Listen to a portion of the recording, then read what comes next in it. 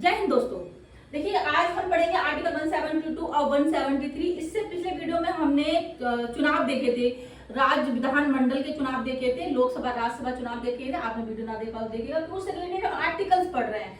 ठीक है, तो हमको उनसे नॉलेज भी होनी चाहिए कि किस तरह से चुनाव होते हैं, हम कैसे एंट्री कर सकते हैं अगर हमको नामांकन पत्र भरना हो। ये सब चीजें डिस्कस की गई हैं। आप देखिएगा विधान परिषद में कैसे एंट्री ले सकते हैं, ठीक है, वो सब बताया गया है। वीडियो देखिएगा और चैनल को लाइक शेयर जरूर कर दीजिएगा। ठीक है, आर्टिकल 172 देख लेते हैं।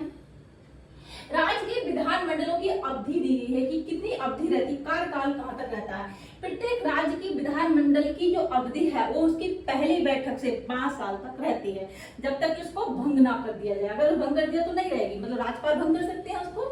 तो प्रत्येक जो राज्य की जो विधानसभा है, ठीक है, विधान 2 सदन होते हैं, विधानसभा विधान परिषद।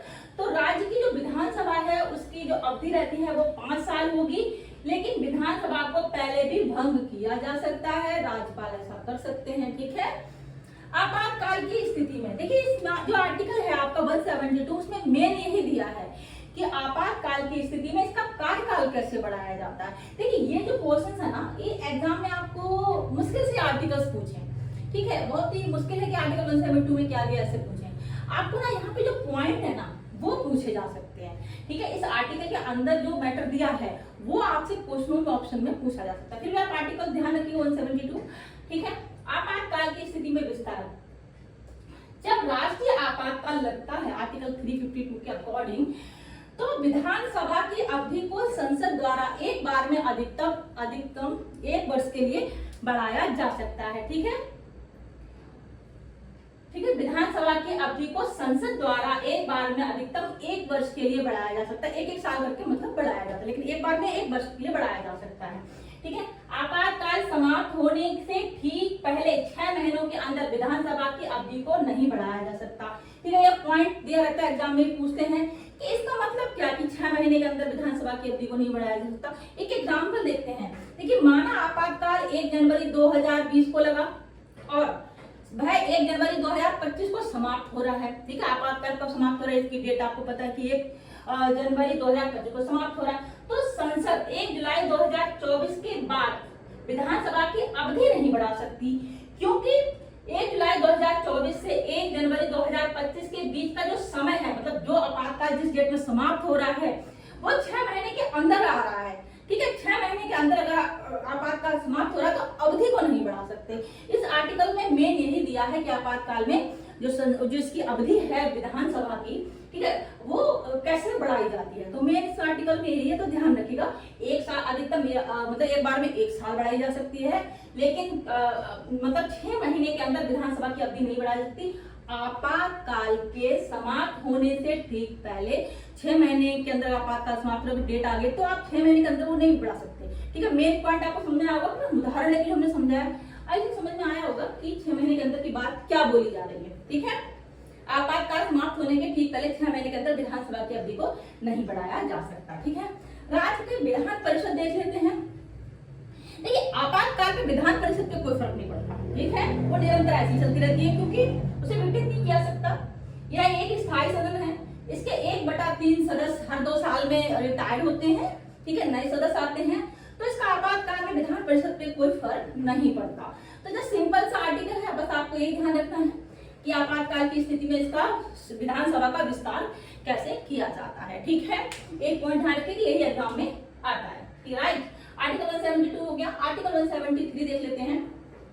देखिए आर्टिकल 173 राज्य की विधानमंडल की सदस्यता के लिए योग्यताएं दी हैं। हमने पिछले वीडियो में भी डिस्कस किया है, ठीक है, कि योग्यताएं क्या होनी चाहिए। ठीक है, भारत का नागरिक होना चाहिए।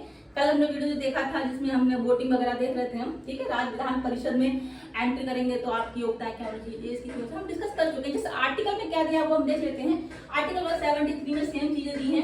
राज्य विधानमंडल की सदस्यता की योग्यता दी है, भारत का नागरिक होना जरूरी है। ठीक है, विदेशी को तो हम वैसे भी टिकने देंगे, है ना। भारत का नागरिक होना जरूरी है। विधानसभा का चुनाव लड़ने के लिए कम से कम जो एज होनी चाहिए वो 25 साल होनी चाहिए कंप्लीट। ठीक है, विधानसभा का चुनाव लड़ने के लिए एज कितनी होनी चाहिए, 25 साल। और विधान परिषद का चुनाव लड़ने के लिए होनी चाहिए 30 साल। ठीक है, अगर आपकी एज 30 साल है विधान परिषद का चुनाव लड़ लीजिए। ठीक है, बच्चे सारे लड़ लीजिए चुनाव। तो जस्ट योग्यताएं देख रहे हैं आप, बहुत सिंपल सी योग्यताएं हैं, ठीक है। अन्य योग्यताएं, संसद ने जो कानून बनाए हैं जैसे कि जन प्रतिनिधित्व अधिनियम 1951 में क्या कानून बनाए हैं, व्यक्ति दिवालिया नहीं होना चाहिए, पागल नहीं होना चाहिए, ठीक है, उसे किसी अपराध में दोषी सिद्ध नहीं होना चाहिए, ठीक है, उसका नाम मतदाता सूची में होना चाहिए। तो योग्यताएं देखिए कितनी सिंपल सी योग्यताएं, ठीक है।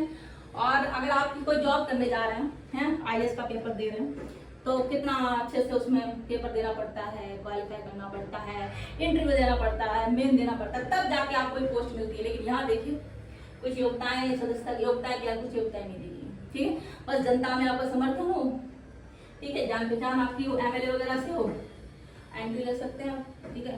तो ये योग्यताएं हैं, ध्यान में रखिएगा, ठीक है, आई थिंक नहीं भूलेंगे। आर्टिकल 174 देख लेते हैं, ठीक है।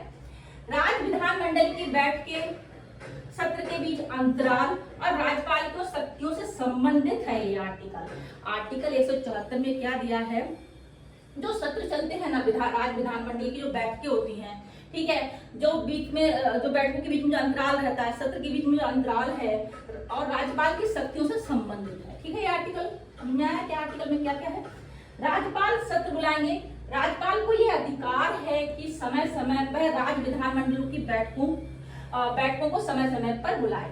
तो राज्यपाल को अधिकार होता है कि राज्य विधानमंडल की जो बैठकें हैं उनको समय समय पर बुलाए। 6 महीने से ज्यादा का अंतर नहीं होना चाहिए, ठीक है, दो सत्र के बीच में। हर 6 महीने राज्य विधानमंडल की बैठक कम से कम एक बार तो होनी चाहिए, ठीक है। राज्यपाल के अधिकार, सत्र समाप्त करना, किसी सत्र को स्थगित कर सकते हैं राज्यपाल और विधानसभा को भंग भी कर सकते हैं। तो जस्ट ये सिंपल सा है आर्टिकल, इतना टफ है नहीं, ठीक है। राज्यपाल का थोड़ा सा ध्यान रखिएगा, इसमें आ सकता है, ठीक है। अब नेक्स्ट हम आर्टिकल्स कल डिस्कस करेंगे, 2-4 आर्टिकल को कल डिस्कस करेंगे, ठीक है। एक आर्टिकल पढ़ेंगे तो बहुत अच्छे से, बल्कि इजी है, कुछ इतना टफ नहीं है। लेकिन हाँ, लैंग्वेज अगर आप देखेंगे आर्टिकल्स की तो वो टफ हो जाती, समझने में प्रॉब्लम होती है, ठीक है। इसलिए बहुत सिंपल लैंग्वेज में आप लिखा गया है। और नेक्स्ट वीडियो मिलते हैं। जानकारी अच्छी लगे तो प्लीज चैनल को लाइक सब्सक्राइब जरूर करिए। जय हिंद दोस्तों, नेक्स्ट वीडियो में